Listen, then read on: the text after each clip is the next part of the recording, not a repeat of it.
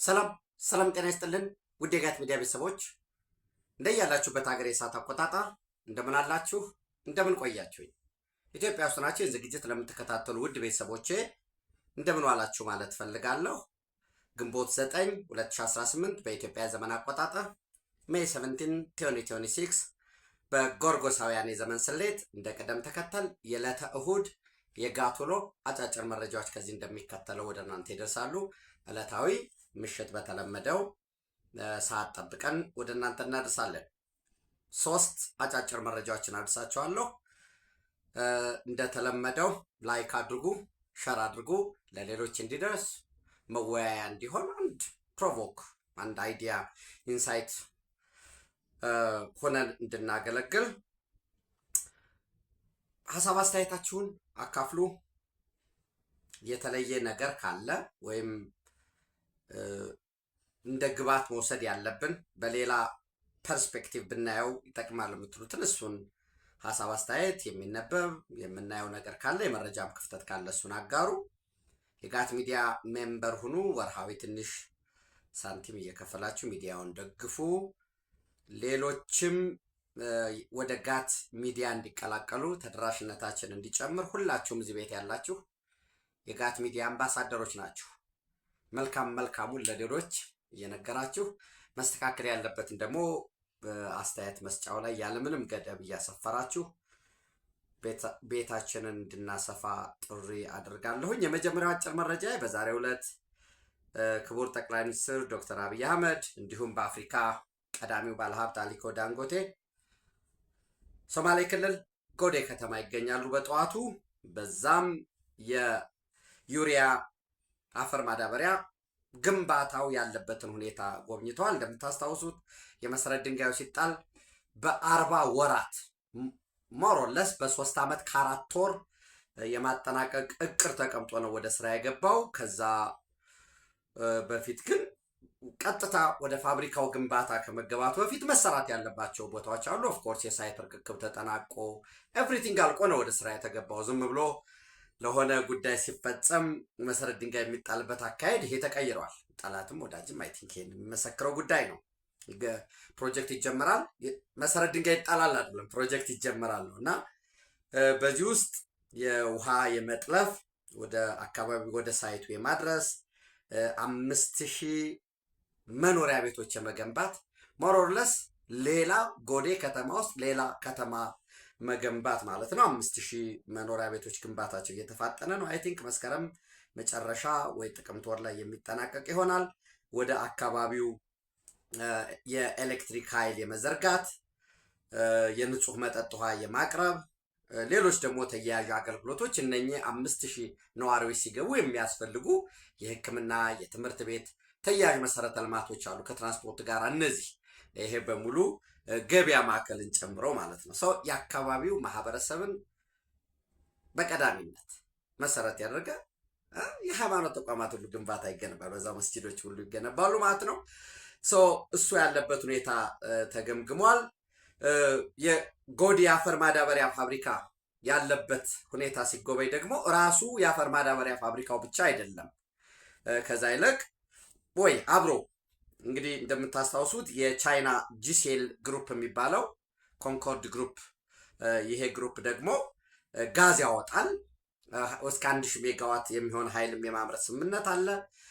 ከዳንጎቴ ጋራ የ25 ዓመት ስምምነት አላቸው ሊያቀርብ ማለት ነው ጋዙ። ይሄ የቀረበውን ጋዝ ነው ወደ ዩሪያ ተቀይሮ ኦፍኮርስ አሞኒያ የሚያመርቱ ደግሞ የሩሲያ ካምፓኒን ጨምሮ ሌሎች የቻይና ካምፓኒዎችም እንዲሁ ወደ ዘርፉ የሚገቡበት ሁኔታ ነው ያለው። ጎዴ በነገራችን ላይ ወደፊት የፔትሮኬሚካል ኢንዱስትሪ ማዕከል ነው የሚሆነው። ይሄ የፋርማሲቲካል ቅባቶች ከዛ ጋር ተያይዞ የፕላስቲክ ምርቶች የሚመረቱበት በምስራቅ ኢትዮጵያ ወሳኝ የሆነ የኮሪደር የኢንዱስትሪ ኮሪደር ይሆናል። እሱ ደግሞ ከበርበራ ወደብ ጋር መተሳሰሩ በተመሳሳይ ከጅቡቲ ወደብ ጋር ይተሳሰራል። ከአሰብ ወደብ ጋር የሚተሳሰርበትና በቀጠናው በምስራቅ አፍሪካ በምስራቅ ኢትዮጵያ የሌሎችም የኢንቨስትመንት ስበት ማዕከል ሆኖ የሚያገለግልበት ጅግጅጋ በፍጥነት እያደገ ነው ያለው። ከዛ ጋር የሚተሳሰርበት ሁኔታ ኤንዌይስ ከ40 ወራት ባነሰ ጊዜ ለማጠናቀቅ ጥረት እየተደረገ ነው።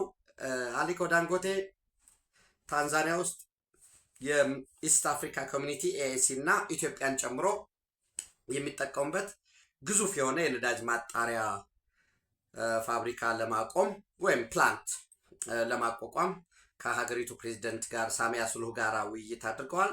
ኢትዮጵያ ውስጥም አሊኮ ዳንጎቴ እንደምታውቁት 2 ኢንቨስትመንት አለው፣ ግዙፍ የሆነ ኢንቨስትመንት። አንደኛው የአፈር ማዳበሪያ ነው። ሁለተኛ ደግሞ አስቀድሞ የሚታወቀው ዳንጎቴ ያንን እጥፍ የምርት አቅሙን በጥፍ የሚጨምርበት፣ ተሽከርካሪዎቹ በጥፍ የሚጨምሩበት እነሱ አሉ። በሶስተኛ ደረጃ የኢትዮጵያ መንግስት ሎቢ እያደረገ ነው።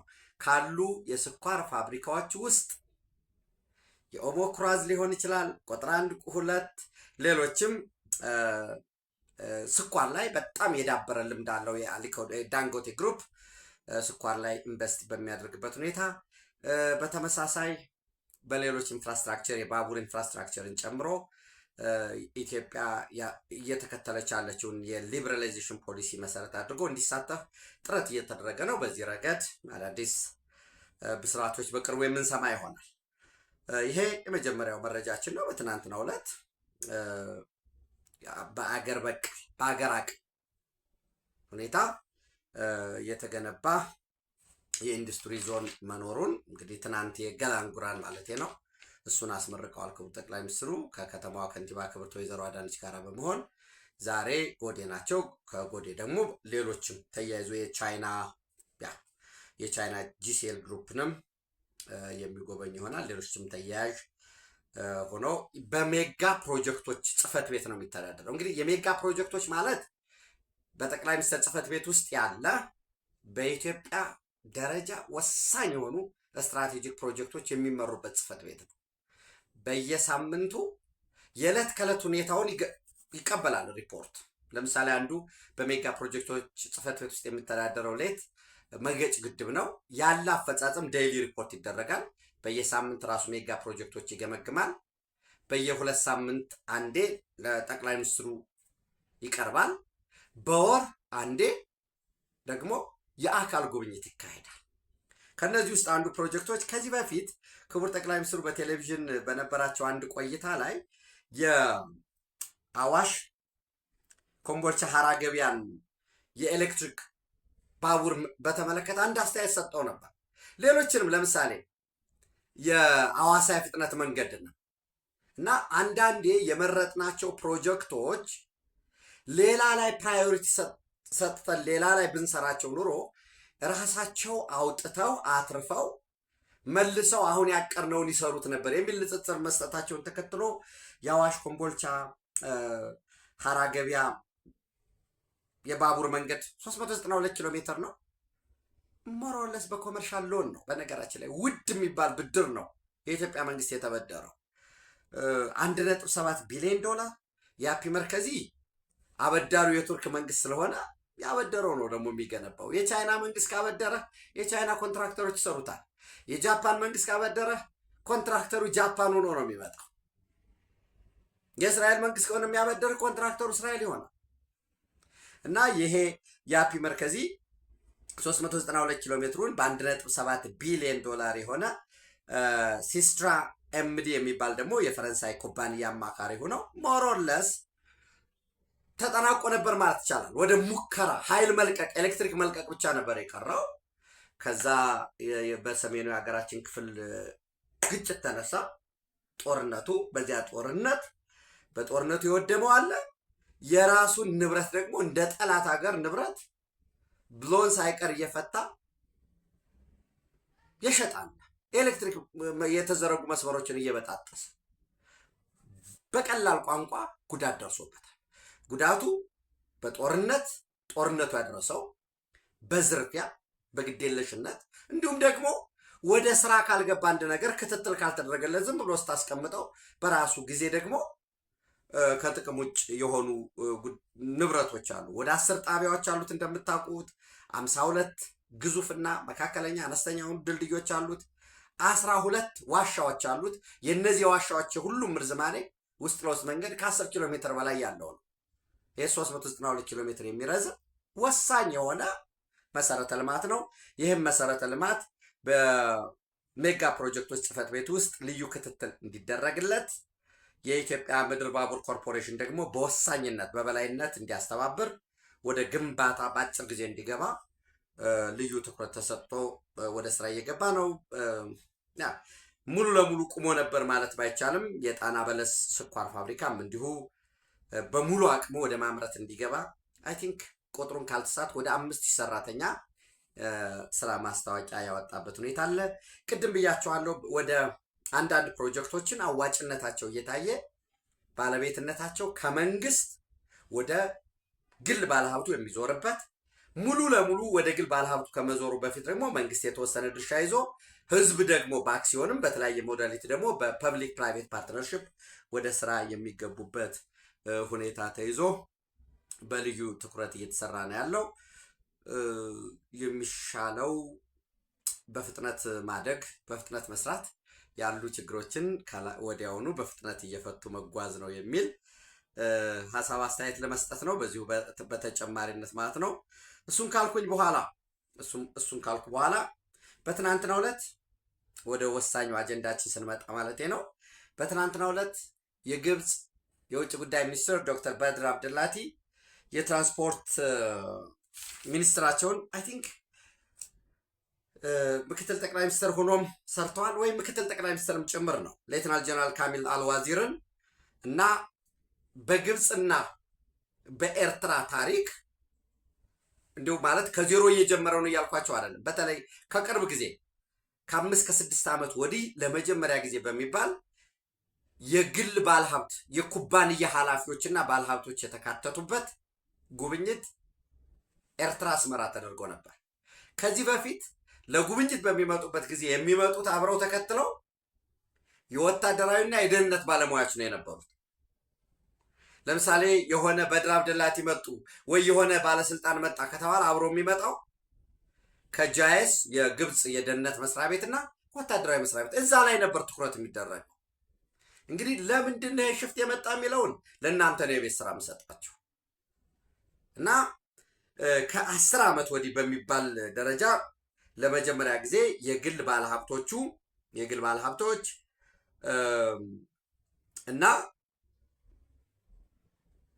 የትራንስፖርት ሚኒስትሩ መጥተው ውይይት አድርገዋል። በውይይታቸው ከክቡር የኤርትራ ፕሬዚደንት ኢሳያስ አፈወርቂ ጋራ በተመሳሳይ ደግሞ ከውጭ ጉዳይ ሚኒስትሩ ኦስማን ሳሌህ ጋራ ውይይት አድርገዋል። በውይይታቸው የተነሱ ጉዳዮች አሉ። አንደኛ የማሪታይም ትራንስፖርት ኦፕሬሽን አግሪመንት ወደብ፣ በተለይ በወሳኝነት የምጽዋ ወደብን ልክ ለምሳሌ አሁን አንድ አግሪመንት ተፈርሟል። አሁን በርበራ ፖርትም ሰሩ። ለምሳሌ የዩናይትድ አረብ ኤሚሬት ዲፒ ወርልድ ልክ እንደ ጣቢያ ነው፣ በቃ መዳረሻ ጣቢያ ነው። በዓለማችን በነገራችን ላይ ወሳኝ ከሚባሉ ስትራቴጂክ አሴት ውስጥ አንዱ ምጽዋ ስትራቴጂክ አሴት ነው። እንዳለመታደር ሆኖ ግን እንግዲህ ይሄ ወደብ አይድል ሆኖ ነው የነበረው። የአሳ ማጥመጃ ጀልባዎች እና መካከለኛ አልፎ አልፎ የሚመጡ ምክንያቱም እንግዲህ የኤርትራ ሕዝብ ኢኮኖሚካሊ እንወስደው በቁጥር አነስተኛ ነው፣ ትንሽ ነው። ሰፋፊ ልማቶች የሉ። በዛ ላይ ኢኮኖሚ ማዕቀቡ አለ። ልዩ ትኩረት የሚሰጠው ወታደራዊ ሁኔታዎችን የማጠናከር ነው። ያለምን ሆነ በሚል በዝርዝር አይተናል። የሴኩሪቲ ዳይሌማ አለ በኤርትራ በኩል። ይሄ ወደብ ወይም ኢትዮጵያ የባህር ኃይል ትጠይቀናለች ከሚል ሁኔታ አለ። ከዛ ውጭ ደግሞ ኤርትራ የተፈጠረችበት አግባብም እነዚህ ጉዳዮች ተያይዞ ትኩረቱ ሲደረግ የነበረው ወታደራዊ አቅምን ማሳደግ፣ ከየትኛውም ሀገር ጋር የሚደረግ ስምምነት ደግሞ ወታደራዊ አቅምን ቢልደፕ ማድረግ ነው። በተለይ በኢትዮጵያ አቆጣጠር ከ1990 እስከ 93 ከተከሰተው ጦርነት፣ ከዛ ቀጥሎ ደግሞ ሰላም የለም፣ ጦርነት የለም፣ ኖ ፒስ ኖ ዋር ሆኖ ያ ዴድሎክ ከሆነ በኋላ ዘን ክቡር ጠቅላይ ሚኒስትር ወደ ስልጣን መምጣታቸውን ተከትሎ የሁለቱ ሀገራት ግንኙነት በአዲስ ምዕራፍ ከፍ አድጎ ነበር። የአቪዬሽን ትራንስፖርት፣ የማሪታይም ትራንስፖርትን ለማሳደግ አሰብ ላይ እኮ የኢትዮጵያ መርከቦች አርፈው ነበር። ከኢትዮጵያ ወደ አሰብ የሚያደርስ የቡሬን መስመር ለመጠገን አልፎ ኢትዮጵያ በራሷ ሉዓላዊ ግዛት ውስጥ ያለውን ብቻም ሳይሆን ኤርትራ ሉዓላዊ ግዛት ውስጥ ገብተን መንገድ ተጠግኗል። እንግዲህ መጨረሻ ላይ የተፈጠሩ ችግሮች አሉ። እነሱን ለታሪክ ባለሙያዎች ትተን ወሳኝ ትኩረታችን ደግሞ ፐብሊክ ሂስትሪ የሆነና የሁለቱን ሀገራት ግንኙነት የበለጠ በሚያሳድጉ ጉዳዮች ላይ ትኩረት እናደርጋለን ማለት ነው። ሶ በዚህ ምንድን ነው የሚለው ግብፅ ዝግጁ ናት። ኢጅፕት በነገራችን ላይ አህራብ ኦንላይንን ነው ምንድን ነው የሚለው አህራብ ኦንላይን ኢጅፕት ኤሪትሪያ ሳይን ግራውንድ ብሬኪንግ ማሪታይም ኮኦፕሬሽን ይላል። የባህር ላይ ንግድ ስምምነት ተስማሙ ነው የሚለው። ዲል ኢን ሃይ ሌቭል አስመራ ቶክሲል እና አህራብ ኦንላይን የትናንቱን እናንተም እንድታነቡት በሚል ነው 16 ሜይ 2026 ይል እና በዚህ ምን ይላል? ግብፅ ዝግጁ ነች በባቡር መስመር ግንባታ፣ ኤክስፐርቲዝ ኢን ሬልዌይስ፣ በወደብ ግንባታ እንዲሁም በባህር ንግድ ትራንስፖርት ላይ በማሪታይም ትራንስፖርት ላይ ያላትን ልምዶች ለማጋራት በዚያ ዘርፍ ለመስራት ዝግጁ ነች ይላል። ለምን እስከ ዛሬ አልነበረም ይሄ ሲባል ኦፕን አፕ ስላለ ነው። ከአሰብ ወደ አስመራ፣ ከአሰብ ወደ አዲስ አበባ፣ ከአሰብ ወደ መቀሌ የሚዘረጋ የባቡር ትራንስፖርት አለ። ፈንድ የሚያደርጉት ይታወቃሉ። የአውሮፓ ኢንቨስትመንት ፈንድ፣ የመሰረተ ልማት ኢንቨስትመንት ፈንድ ኢንቨስት ያደርጋል። ሌሎችም የተያዙ ዝርዝር ጉዳዮች አሉ። እነሱ ወደ ተግባር ሲገባ የምናየው ነው። አንድ ጋዜጣ ምን ብሎ ዘገበ መሰላችሁ? አዲስ ሶሪ ምንድን ነው የሚለው ጋላሪ ላይ ገብቼ ላንብብላችሁ። አይ ቲንክ ጋዜጣውን መጥቀስ የሚጠበቅብኝ አይመስለኝም እና ስምምነቶች ሲካሄዱ ከዛ በፊት ምን ይላል? በሚኒስትር ጉዳያት ወፃኢ ግብፅ ዝተመርህ ልኡኽ ኣብ አስመራ ዑደት ይፈጽማሉ እና ሎሚ 16 ግንቦት 26 ከዚህ በፊት ያ ፌክስ ሲሰራ ግንቦት 8 ምናምን ብላችሁ አትስሩ ምናምን ያልኩት ለዛ ነው። ይሄና ናቅፋ ፕረስ ሎሚ 16 ቀን ነው ሎሚ እና ሎሚ ነው እንጂ የሚባለው ቀንም አይልም። በነገራችን ላይ በትግረኛ ሲጽፉ ቀን ብለህ አትጽፍም። ግንቦት 26 እና ፕሬዚደንት ኢሳያስ አፈወርቂ በሚኒስትር ጉዳያት ወፃኢ ግብፅ ዶክተር ባድር አብዱላታይ ዝተመርህ ልኡኽ ምናምን ይልና ይሄን ያስቀምጣል ናቅፋ ፕረስ። ከዛ በማሪታይም ዘርፍ ስምምነት ተደረገ ይላል። ያ ምንም ችግር የለም ዘሀበሻ ነው እና ግብፅና ኤርትራ በቀይ ባህር ላይ የሁለቱን ሀገራት ወደቦች የሚያገናኝ የመርከቦች መንገድ ለመስራት ተስማሙ ይላል። ምንድነው የመርከቦች መንገድ? እንዲህ አይነት ስምምነት የለም እኮ ማለት መርከቦች በአስፋልት ነው። ሁለቱ ማለት አብሮ በጋራ ለማልማት ለምሳሌ ወደ ምስራቅ አፍሪካ ወደ ሌሎች ሀገራት የሚሸጡ ምርቶች ካሉ ከግብፅ የተመረቱ ምጽዋ ላይ ሊጠራቀሙ ይችላል። እንደ ማዕከል የመጠቀም ይሄንን በጋራ ለማልማት ነው እና ዝም ብሎ አንዳንድ ጊዜ ወይ የትርጉም ስህተት ከሆነ ምሳየው ግብፅ በዛሬው ዕለት ከኤርትራ ጋር የተለያዩ ስምምነቶች ተፈራርማለች። ከነዚህ ስምምነቶች መካከል በቀይ ባህር ላይ ሁለቱን ሀገራት ወደቦች የሚያገናኝ የመርከቦች መንገድ መስራት። መንገድ የለውም እና ባቡር ነው አምሶሪ በባህር ነው የሚሄደው። ከዛ ዶክ ያደርጋል የሆነ ቦታ ያርፋልና የሁለቱን ሀገራት ወደቦች የሚያገናኝ መርከቦች መንገድ መስራት አንዱ ሲሆን በተጨማሪም ግብፅ በባቡር በወደብና በባህር ላይ ንግድ ለኤርትራ ልምዷን ለማካፈል ሰው አንደኛው እሱ ነው። ሁለተኛው ምን ይላል? ገቨርናንስ ባድር አብዱላቲ የተናገሩት ነው። ገቨርናንስ ኤንድ ሴኩሪቲ ኦፍ ዘ ሬድ ሲ አር ዘ ኤክስክሉሲቭ ሪስፖንሲቢሊቲ ኦፍ ኢትስ ሊተራል ስቴትስ። የቀይ ባህርን አስተዳደርና የደህንነት ጉዳዮች የሚመለከተው የቀይ ባህር ጠረፍ ተጋሪ ሀገራትን ነው ይላል። ኦኬ ሊተራል ኤንድ ፈርምሊ ሪጀክትድ any attempt by outside parties to impose security arrangements or engage in understanding relating to the sea. ምን ተፈጥሮ ነው አልበላሽም ምን አመጣው የሚባለው? ይሄ እንግዲህ በተለምዶ እንደምታውቁት አንበሳ ስብሰባ ይጠራና ያድሩ እንስሳትን እና ዛፍ ውስጥ ቁጭ ብሎ ጦጣ ከላይ ዛፍ ላይ ቁጭ ትላለች። አንበሳ ቀና ብሎ አይቶ ጦጢት ውረጃ አልበላሽም ይላታል።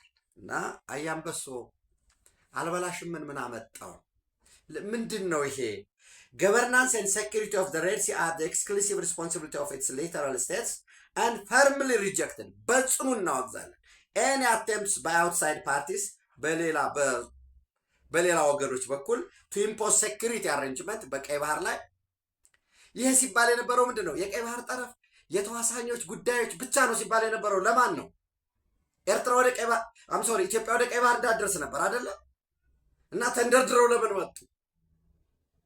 እንደምታውቁት ደግሞ ከዚህ በፊት ኦክቶበር 2025 ላይ የኤርትራ ፕሬዝዳንት ክቡር አቶ ኢሳያስ አፈወርቂ ወደ ካይሮ አቅንተው ነበር። በዛ ስምምነት ነበረ። በወቅቱ የተፈጸመውን ስምምነት በተመለከተ አዲስ ስታንዳርድም ዲሰምበር 25 ዘግቦታል። ዲሰምበር 25 2025 ማለት ነው። በተመሳሳይ ዘናሽናልም እንዲሁ ዘግቦታል። ዲሰምበር 24 እናንተም እንድታነቡት ብዬ ነው ቀኑን ማየት ያስፈለገኝ። ኤግዛክትሊ ሄዳችሁ ኦኬ ያ ዲሰምበር 24 2025 ላይ ምንድነው የሚለው? ኢጂፕት ኢንክሪዝ ፕሬሸር ኦን ኢትዮጵያ ስሩ ፖርት ዲልስ ዊዝ ኤሪትሪያ ኤንድ ጅቡቲ ብሎ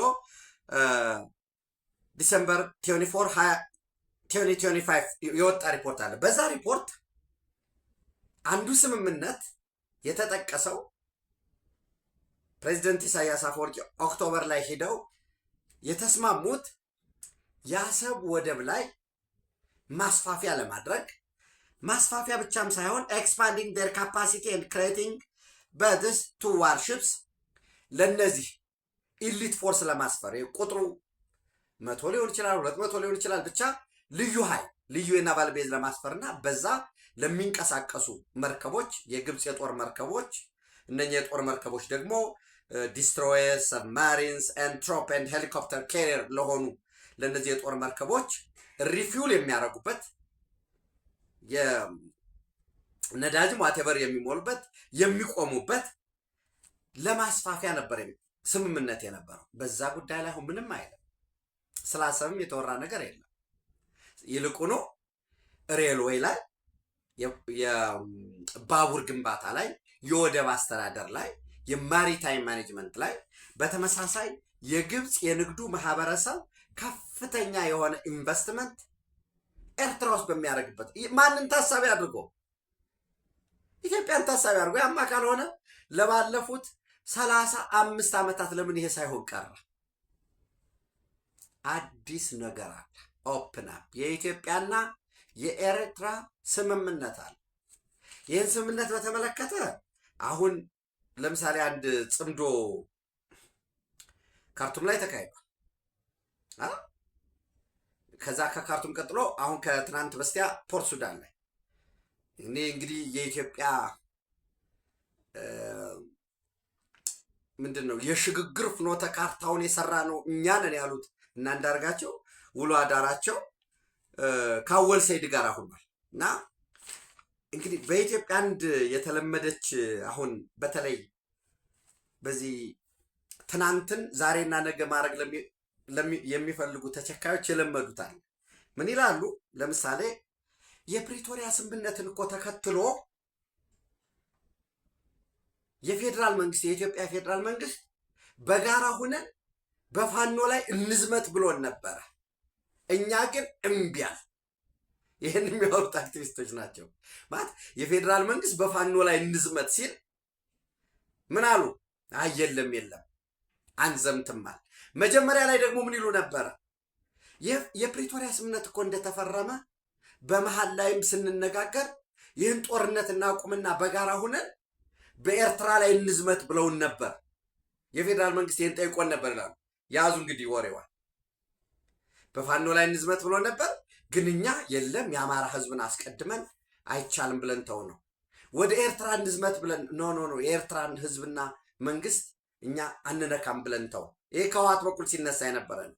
አሁን ስምምነት ተደረገ አልኳቸው። በዚህ ጉዳይ ይህንን ስምምነት መደረጉን ተከትሎ መረጃዎች ሲወጡ እነሱ ያልተናገሩትን አስቀድመው ያልተናገሩትን የተለያዩ ሀገራት ልኡካን ብልጽግና እየላከ እንደራደር እንስማማ እያለን ነበረ። እኛ ግን ብንነጋገር ብንስማማም የትግራይ ህዝብንና መሪ ድርጅቱን ህወሓትን ያላካተተ ስምምነት አንቀበልም ብለን ተው ነው ይላል። ይህንን የሚለው አወል ሰይድ ነው። ጥሩ ነው። ከዛ ደግሞ በጣም የተነከረ ንቅል ማለት ባንዳነት አዋርድ ቢደረግ በየዘመኑ ሁሉ በቃ ማለት ባንዳነትን ጌጥ ስላደረገው ስራ የመሰለው ደግሞ ኢትዮጵያ ሱዳን ላይ እንደዚህ አድርጋ እንደዚህ ጥቃት ፈጽማ ወዘተረፈ ይላል። ይህን ሰው በደንብ ያዙ። ነገ ከነገ በስቲያ ደግሞ ሱዳን በኢትዮጵያ ላይ እንደዚህ አድርጋ ድንበር ጥሳ ገብታ ወይ አልፋሽጋን ይዛ ዶሎሎን ይዛ የኢትዮጵያ መንግስት ግን ትናንትም ሲል የነበረ ድንበር ማስጠበቅ አልቻለም የሚል ሰው ነው። እና በየጊዜው ታክቲካል የዕለቱን እናተርፍበታለን ካለ ማንም ሰው ማድረግ ይችላል። በነገራችን ላይ በኢትዮጵያና በኤርትራ መካከል ወዳጅነት እንዲፈጠር ትናንት የነበሩ ቁርሾችን እንርሳቸው። በትግራይ ህዝብና በአማራ ህዝብ መካከል ወዳጅነት እንዲፈጠር፣ ወዳጅነት የሚፈጠረው ግን ታክቲካሊ ለሆነች ጉዳይ ያተርፋሉ በሚል አይደለም። እዛ መቀሌ ያለህን የቅማንት ዲሞክራሲያዊ ንቅናቄ የቅዴንን ሊቀመንበር ታጋይ ምናምን የሚባለውን የአገው ዲሞክራሲ ንቅናቄ የሚባል ወይ ኪሮስ ሮሃማይ ምናምን የሚባልን ሰው ዘመነ ካሴን እዚህ ትጥቅ አደርጋለሁ የሚልን ለዛውም እዚህ ውስጥ እኮ ደግሞ ዘመነን አስወግደው ሌላ ሰው ለማድረግ እየሰሩ ነው ያሉት። ኦፍኮርስ የተወሰኑ ደግሞ ድርድር ላይ ስላሉ እነ ከሌ እንዲያደርጉ ነው ልላቸው አልችልም። ዛትስ ኢንተርናል ኢሹ ነው ያለው እንጂ ዘመነን የማስወገድ ከዛ ተፈራ ማሞን ያፋብን ሰብሳቢ የማድረግ የአማራ ፋኖ ብሔራዊ ንቅናቄ ሰብሳቢ የማድረግ ምሬዚህ እንትን ነው ያለው። ባይሸለቆ ነው ያለው። መሻገር አልቻለም ወደ ወሎ። እሱንም ምክትል እናደርግሃለን የማለት ሌሎች አሉ እነ ጌታ አስራደ ወዘተረፈ ያሉበት። በሌላ ሳይድ በኩል ደግሞ ዘመነም ይሄንን ስለሚያውቅ ጥረት እያደረገ ነው። ድሮ እነሱን ሰብስበ አይደለም የህዝብ ለህዝብ የሚባለው። የህዝብ ለህዝብ ግንኙነት ከዚያ የዘለለ ነው። የታክቲካሊ እንዲያርገን እያጭበረበር እንሄዳለን የሚለው ሌላ ጉዳይ ነው። ድሮ የኢጅፕት ሬዲነስ ቱ ሼር ኢትስ ኤክስፒሪየንስ ኢን ሬልዌይስ ፖርትስ ኤንድ ማሪታይም ትራንስፖርት ሰፖርት ኤሪትሪያ ዲቨሎፕመንት ይላል እና የግብፅ የንግዱ ማህበረሰብ በተለይ የፕራይቬት ሴክተሩ በከፍተኛ ሁኔታ በኤርትራ ላይ በሚሳተፍበት በነገራችን ላይ በቅርቡ ግዙፍ የሆኑ የብድርም የኢንቨስትመንትም ፕሮጀክቶች ወደ ኤርትራ ያቀናሉ። ከአውሮፓ ህብረትም እንዲሁ ቀጥታ የበጀት ድጋፍ ለኤርትራ መስጠት ይጀምራል። ከአሜሪካ በኩልም እንዲሁ ድጋፍ ይሰጣል። ከአሰብ ወደ አዲስ አበባ፣ ከአሰብ ወደ አስመራ፣ በተመሳሳይ ከአሰብ ወደ መቀሌ የሚደረጉ የኤሌክትሪክ ባቡር ትስስሮች አሉ። ይሄ የአዋሽ ኮምቦልቻ ሀራ ገበያ፣ ከሀራ ገበያ ደግሞ ወደ መቀሌ የሚቀጥለው የቻይና የሚሰራው እሱም የተጀመረውን ነገር እሱን የማጠናቀቅ ስራዎች የሚሰራሉ።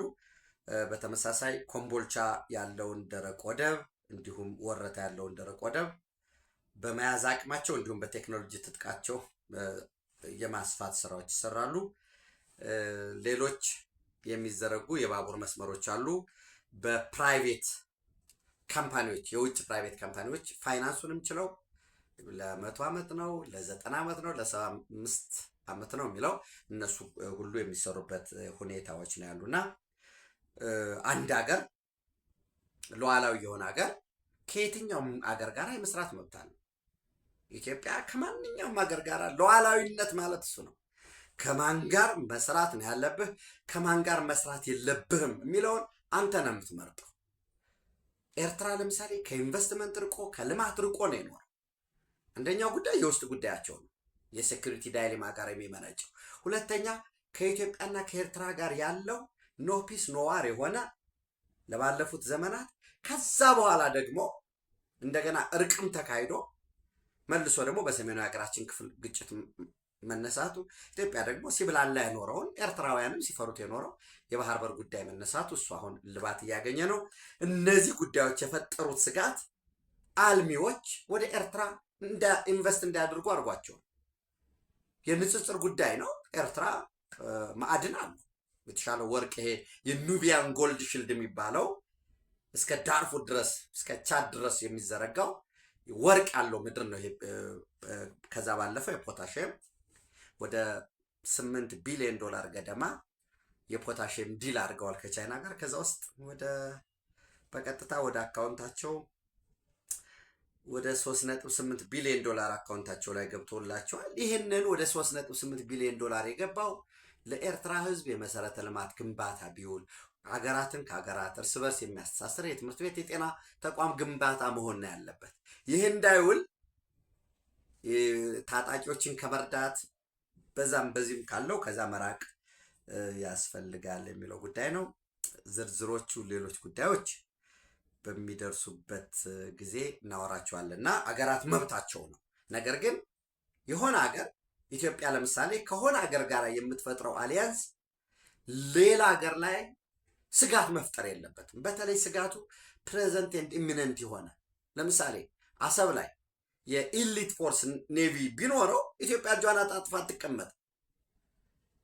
ከግብፅ ጋር ያሉ ጉዳዮችም ከዚህ ከናይል ወይንም የአባይ ጋር ያለውን ስምምነት እሱም አብሮ እየቀጠለ ነው ያለው፣ እልባት ያገኛል ሆፕፉሊ። ኦብቪየስሊ በፕሪንሲፕሎች ላይ በመርሆች ላይ ስምምነት ተደርሷል። ሌሎች ጉዳዮች ግን አሉ የሚታዩ። የግድብ ግንባታን በተመለከተ በግብጾች በኩል እኛ ሳንፈቅድ ሱዳንና ግብፅ ሳይፈቅዱ መገንባት የለበትም የሚል አለ። ኖ በድርድሩ ደግሞ ግድቦች ይገንቡ፣ በሚገነቡ ጊዜ ግን የኃይል ሽያጭ ስምምነቱ የአዋጭነት ጉዳይ እንደዚህ የሚሉ ጉዳዮች አሉ። ኦብቪየስሊ ስሙዝ እየሆነ ነው ያለው። ከዛም ባለፈ እንግዲህ ሌሎች ያው አእምሯችን ላይ ኤርትራ ግብፅ የሚለው ስለያዝን እንጂ ለምሳሌ ሜይ 15 ላይ ዛሬ ሜይ 17 ነው። ከሁለት ቀን በፊት ሮብለት የወጣው ከሁለት ቀን በፊት ነው በጀሩሳሌም ፖስት ይዞ የወጣው። ስምምነቱን ግን ከኬንያ ናይሮቢ የነበሩት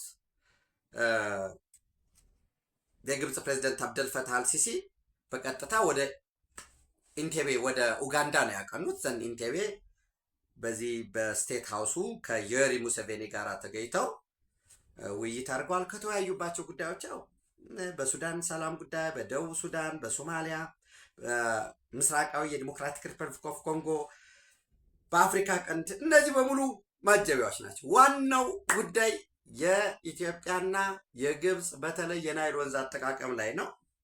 እንግዲህ ኦልሞስት 90% ለናይል ውሃ የምታበረክተው ኢትዮጵያ ነች። ኡጋንዳን ብንወስድ እዩት ኮንትሪቢሽን ኢች ትራንስባውንደሪ ኔሽንስ ኮንትሪቢዩቲንግ ፎር ናይል ብላቸው ምናምን ሰርች አድርጉት። ኡጋንዳ ሌዛን 1% ነው ኮንትሪቢዩት የምታደርገው። ኢትዮጵያ ነች 86 87 እስከ 90% የሚደርሰውን ኮንትሪቢዩት የምታደርገው እና ተደምረው ሌሎች 10% ኮንትሪቢዩት ለሚያደርጉት 100 ሚሊዮን ዶላር ድጋፍ ይዘናል የሚላል። ከኢትዮጵያ ጋርስ ለዋናውስ የለም። አሁን እነዚያ ትንንሽ አላቸው ተሰብስበው የናይል ቤዚን ኢኒሼቲቭንም የዚህ የናይል ቤዚን ኮሚሽንም ወደ ተግባር እንዳይገባው ዘተረፈ ማድረግ ነው። በኢትዮጵያ ጉዳይ ደረጃ ያለቀ ነው። አሁን ከዚህ በኋላ እናመሰግናለን እዚያ ስምምነት ላይ ተሳተፉ። አሁንም የሚጠቅመው ተስማምቶ መስራት ነው። የቀጠናው ተፋሰስ አባል ሀገራት ውስጣቸው አገራቸው ላይ ባለው ጉዳይ ላይ ንብረታቸውን ጸጋቸውን መጠቀም መቻል አለባቸው። ምንም ጥርጥር የለውም። በ1929 1959 ስምምነት እነ ኡጋንዳ እነ ኬንያ እንደዚያ እነ ታንዛኒያን እነ ብሩንዲን አፌክት ያደርጋቸዋል የእንግሊዝ ቀይ ግዛት አካል ስለሆኑ። ኦፍኮርስ እሱ ነፃ ሲወጡ የቀይ ግዛት ውሎች ተሽሯል በሚለው የአፍሪካ አንድነት ድርጅት ውድቅ ሆኖ እንቀበላለን ካሉ መብታቸው ነው። በወሳኝነት ግን ኢትዮጵያ የህዳሴ ግድብን ከመስራት አንጻር እሱን ተጠናቋል። ስለ ህዳሴ ግድብ እንወያይ የሚል አለ በግብጾች በኩል የሚመጣ ጥያቄ። ህዳሴ ግድብ ምንም ውይይት አያስፈልገውም። ፈታ ከምፕሊ ነው፣ አልቋል። ያለቀ ነገር ለውይይት የሚገባል። አስተዳደሩን በተመለከተ ኖ አስተዳደሩም ይሄ ሶቨሪን ፕሮጀክት ነው። የኢትዮጵያውያን ከሳንቲም ጀምሮ ያላቸውን አውጥተው የሰሩት ነው። ሌሎች ግድቦችን ከታች ከህዳሴ ግድብ በታች መስራት ይቻላል።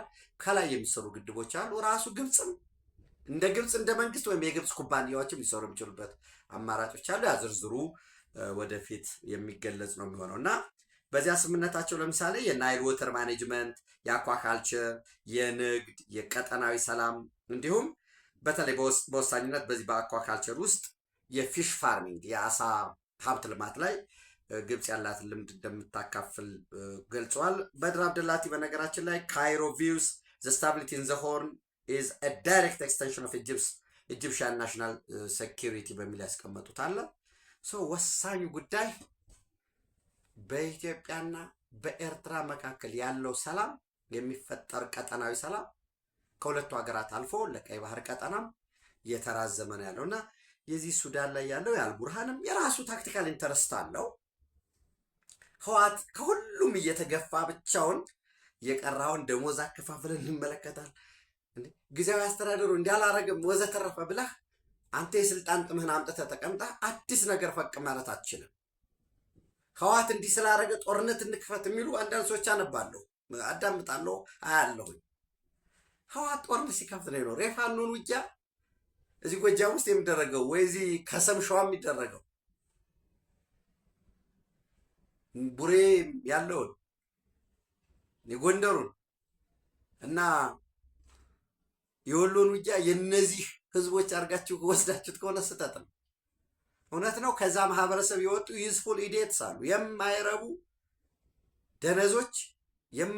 ደነዞቹ ነው። ግን ለቲፒኤልኤፍ እና ሌሎች ለሚልካቸው ደግሞ ጠቃሚ የሆኑ ተቀጣጣይ የሆኑ ሮኬቶች አሉ እንጂ ምን ሊያገኙ ማለት ጥያቄውን ወስዳችሁ የፕሪቶሪያ ስምምነት ስለተፈረመ ህወሓት ተርፏል ብሎ ትጥቅ ትግል ወጣሁኝ ያለ አካል ከህወሓት ጋር አጀንዳ ሊቀበል ሲሄድ ማሰልጠኛ ያዚህ ሁንልኝ ወዘተረፈ ሲል ውጊያ አለ። ሲዋጉ ነው የቆዩ። አዲስ ነገር የፈጠሩት የለም። ያላቸውን በሙሉ አደራጅተውና ተደራጅተው ቆቦን ተቆጣጥረን ወልዲያ እንግባ ወዘተረፈ ቢሉስ ምናልባት ስበህ ልታስገባው ትችላለህ። ዙሮ ያላቸውን ወሳኙን የሚባለውን ጋሻቸውን ሽልዳቸውን ነው የፕሪቶሪያ ስምምነትን የናዱት። የኢትዮጵያ መንግስት እስካሁን ባለኝ እውቀት ባለኝ መረዳት ለፕሪቶሪያ ስምምነት ተገዥ ሆኖ ነው ያለው። የዚህ የኢጋድም ከአፍሪካ ህብረትም ሌሎች የምዕራብ አገራት ኤምባሲዎችም በተመሳሳይ ለማስቀጠል እየሄዱ ነው። ማለት ድርድር እንዲካሄድ ለደብረ ጽዮን ሪዛይን እንዲያደርጉ ሙሉ ለሙሉ ጊዜያዊ አስተዳደሩ እንዲመለስ፣ ከዛ በኋላ ማን መሆን መቻል አለበት ፕሬዚዳንት ወይ ነው ደብረ ጽዮንም ይሁን በሚለውም እኮ የፕሪቶሪያን ስምምነት መሰረት አድርጎ ሊስተናገድ ይችላል። ከዛ ውጭ ግን በጉልበት ይሄው ሆንኩ ብትል የታሰበው ካልኩሌሽን ይህ ሲሆን የኢትዮጵያ መንግስት ዘሎ ይገባል። ዘሎ ገብቶ ዘንዋት ከዛስ እና እነዚህ ጉዳዮች በደንብ መታሰብ መቻል አለባቸው። ዝርዝር ተጨማሪ በትግራይ ላይ ያሉ መረጃዎች አሉ። የእነሱን በዕለታዊ ያደርሳችኋለሁ። ኢትዮጵያ ክብር ለዘላለም ትኑር። ቴንኪዩ